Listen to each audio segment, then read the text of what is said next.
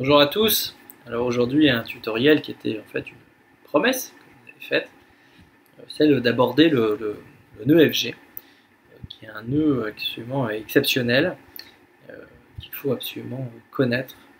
Alors j'anticipe un peu les réactions. Si vous êtes persuadé qu'un nœud Albright ou je ne sais pas quel nœud de raccord fera aussi bien l'affaire, comme les gens ont coutume de le dire, je ne cherche pas à vous convaincre du contraire. Je m'adresse plutôt ici aux gens qui sont déjà convaincus du contraire.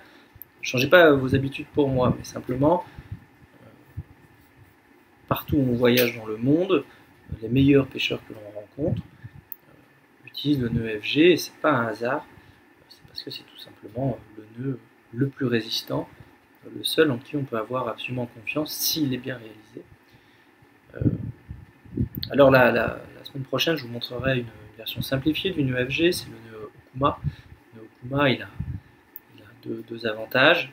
Il permet de se passer de ce qu'on appelle un knotter, c'est un truc qui permet c'est un accessoire qui permet de nouer certains types de nœuds, puisque c'est le moulinet qui fera office de knotter. Mais aussi, c'est une forme simplifiée de FG, et pour l'instant, il n'est pas prouvé qu'il ne soit pas aussi résistant. Donc je vous montrerai ça la semaine prochaine, mais je pense quand même que c'est intéressant de connaître ce nœud FG, qui est un atout extraordinaire en dehors de sa résistance dingue, puisqu'en fait, si vous l'avez bien réalisé, vous pouvez partir du principe que ce qui va casser, ça ne sera jamais le FG, ça ne sera jamais votre aboutage, ça sera toujours le nœud qui relie soit votre anneau brisé, l'anneau plein, enfin celui qui se retrouve plus loin, mais pas le FG. Et puis il passe très bien dans les anneaux, il rentre même dans le moulinet, ce qui permet de faire des très très longs badlings, ce qui est le cas aussi du nœud Okuma. C'est pour ça qu'évidemment je vous montrerai la semaine prochaine. Je vais néanmoins essayer la performance de vous l'expliquer. C'est un nœud qui n'est pas facile à expliquer en vidéo et encore moins en photo. L'idéal c'est d'être devant la personne pour bien lui montrer. Et puis il ne faut pas avoir peur. Ce qui fait le plus peur dans le nœud FG, c'est pas tellement de l'apprendre, c'est de devoir le réaliser. En particulier en bateau, en mer, il file un peu le mal de mer parce qu'il est très très long, on a la tête baissée pendant très longtemps. Et puis bon, il faut dire la vérité, il est chiant, il est beaucoup plus chiant que le nœud Okuma. Et vous verrez que le nœud Okuma, en fait, se propose d'éliminer la partie la plus pénible du nœud FG, ce qui n'est pas la moindre de ses prouesses, puisqu'en fait on a tendance à penser que c'est cette partie-là qui fait la caractéristique du nœud FG, ce qui fait sa qualité. Et donc c'est la partie chaussette, on pourrait appeler ça. On attaque tout de suite le nœud.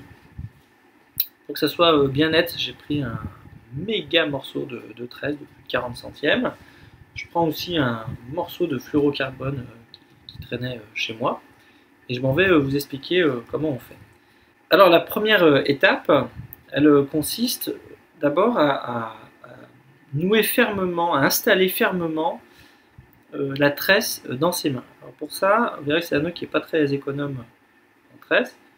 On fait un certain nombre de tours de la tresse autour du pouce, voilà, jusqu'à ce qu'on soit vraiment sûr que ça ne puisse plus partir.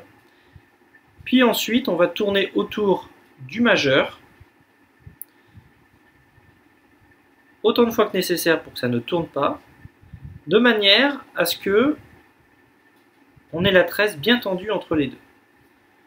Et c'est là où on va en fait pouvoir tricoter la chaussette qui fera que le nœud ne va pas glisser. Ce qui est un peu le miracle de ce nœud, puisque c'est contre-intuitif, on se dit mais ça devrait glisser. Je pose, regardez par exemple, mon morceau de mono ici, et je vais, c'est tout bête, passer une fois dessus, une fois dessous. Vous voyez? Une fois dessus, une fois dessous.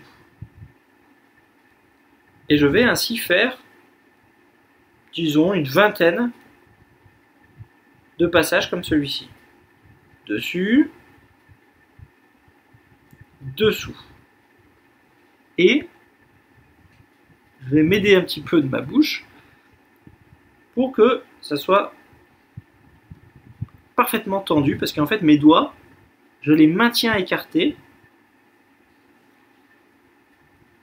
Voilà, je les maintiens écartés pour que ça soit parfaitement tendu. Et je peux continuer comme ça. Bon. Admettons que j'en ai fait déjà pas mal. Je fais un EFG, on va dire, raccourci. Je tiens mon ma chaussette et je libère mes doigts en tirant tout simplement dessus dans l'autre sens. Vous voyez? Le problème, c'est qu'il va falloir que je retrouve de la tension. Donc en fait, ce que je fais, c'est que la partie qui va au moulinet, je vais l'entourer autour de mon pied. Et là aussi, je fais un grand nombre de tours, voilà, de manière à ce que ça soit bien tendu. Ma chaussette, telle qu'elle est actuellement, elle peut glisser à tout moment. Donc il faut d'abord que je commence par la fermer. Et pour la fermer, et il y a un paquet de gens qui ont essayé de me la faire fermer précédemment, hop, je crée une petite clé simple. J'oublie pas de faire en sorte, évidemment, qu'elle enferme le mono. Et je vais fermer la clé en tirant tout doucement dessus. Voilà. Et comme la tresse est sur mon pied, je vais pouvoir serrer bien comme il faut. Et d'ailleurs, vous noterez, si je tire déjà dans l'autre sens, que ça tient. C'est très solide. En fait, le nœud, d'une certaine manière, il est déjà fini. D'ailleurs, je vais en profiter pour vérifier que ma chaussette ne glisse pas. Là, je vois qu'elle ne glisse pas. Et en fait, cette première clé que je viens de faire, en fait, sera le début d'une longue série, puisque je vais en faire à peu près une dizaine. Et en fait, cette série de clés va me permettre de fermer le nœud. Tac. Voilà. Et j'utilise mon pied tendu de l'autre côté pour à chaque fois bien serrer mon nœud. Ma chaussette commence à prendre forme. Et donc je vais continuer la série de nœuds simples. Hop. Jusqu'à en faire une dizaine. Voilà. J'utilise mon pied pour serrer le nœud. Voilà. Et pour vous montrer à quel point c'est solide, je ne vais pas le faire. Vous voyez que tout à l'heure, non seulement j'ai pas fait les 20 petits tricots, je ne sais pas comment appeler ça, je n'ai pas non plus fait les 10 nœuds simples. Je vais tout simplement terminer mon nœud, comme si j'étais arrivé au bout, en faisant à la fin un double nœud. Alors pour faire un double nœud qui soit réussi, il faut d'abord le passer une première fois. Il faut le serrer tout doucement, voilà, jusqu'à ce qu'il y ait juste une toute petite boucle. Et c'est à ce moment-là qu'on repasse une deuxième fois le brin excédentaire dedans,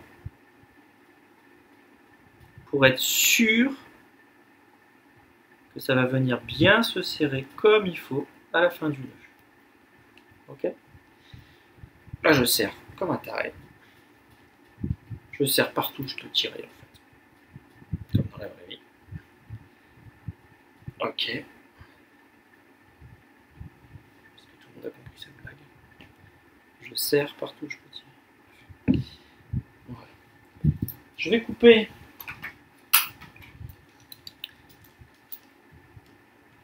ma tresse à environ 1 cm, disons.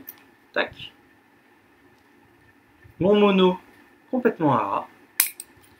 Alors je précise qu'il y a d'autres manières, je libère mon pied parce que ça commence à faire mal, j'avais pas de chaussures. Je précise qu'il n'y a pas de... Il y a d'autres manières de terminer le nœud, des manières on va dire supplémentaires, dans le sens que il y a des finitions superbes qu'on peut rajouter par-dessus. Mais là je vous fais le nœud FG le plus basique, mais tel qu'il faut le connaître. Et je pense que là, on a un chouette résultat. Vraiment un nœud sympa. Normalement, il est beaucoup plus long. Hein. Et quand même, je voudrais vous montrer que ça tient. Et je vais tirer dessus, alors que je n'ai pas fait la moitié des tours qu'il faudrait faire. Voilà. Vous voyez que en fait, je me fais super mal. Et c'est un nœud absolument redoutable. Puisque vous verrez, hein, si vous accrochez dans le fond, dans une épave et tout ça, vous allez tirer. C'est pas ce nœud-là qui va casser, ça en sera un autre, ça sera peut-être même au milieu du corps de ligne, ou je sais pas quoi, ou l'anneau brisé qui va s'ouvrir, ou les tripes qui vont s'ouvrir. Mais ça ne sera pas ce nœud-là. Rendez-vous la semaine prochaine pour que je vous montre une autre version de ce nœud, appelé nœud Okuma, qui est une version simplifiée, et selon moi tout aussi efficace, au moins pour les pêcheurs en mer, et puis en mer de bar, en rivière. Après, pour les pêches très fortes, thon, tout ça, carangue, je vous promets d'essayer. Pour l'instant, je ne vous le garantis pas, mais en tout cas, les premiers résultats sont encourageants. À la semaine prochaine.